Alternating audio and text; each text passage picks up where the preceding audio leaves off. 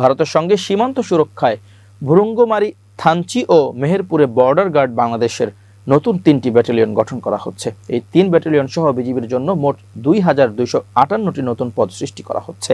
এ বিষয়ে স্বরাষ্ট্র মন্ত্রণালয়ের সীমান্ত ১ শাখা থেকে গত মঙ্গলবার একটি প্রজ্ঞাপন জারি করা হয়েছে।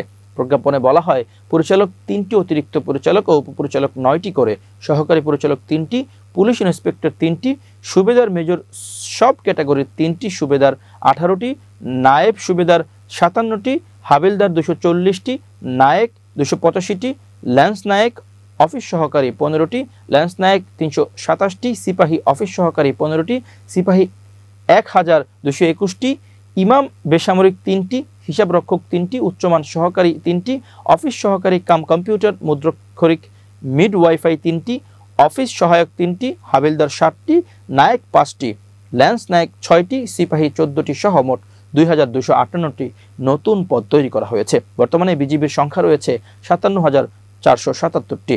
নতুন ২,২৫৮টি যুক্ত হলে মোট সংখ্যা হবে ৫৯,৭৩৫টি। শর্তে বলা হয়, সরকারি আদেশের নির্দেশনা অনুসরণ করতে হবে। অর্থ বিভাগের জিও পৃষ্ঠাকনের তারিখ থেকে পদ তৈরি করতে হবে। যেসব পদ নিয়োগ বিধিতে নেই সেসব পদ নিয়োগ বিধিতে অন্তর্ভুক্ত করতে হবে।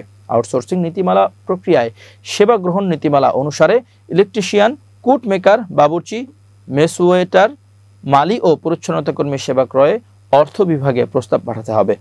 স্বরাষ্ট্র মন্ত্রণালয় সূত্রে জানা গেছে, দেশের 3টি বিজিবি ব্যাটালিয়নে 742 জন করে মোট 2,226টি এবং বর্ডার গার্ড হাসপাতালের জন্য 32টি নতুন পদ তৈরি করা হয়েছে। এর মধ্যে অর্থ মন্ত্রণালয় থেকে পদগুলো মঞ্জুর করা হয়েছে।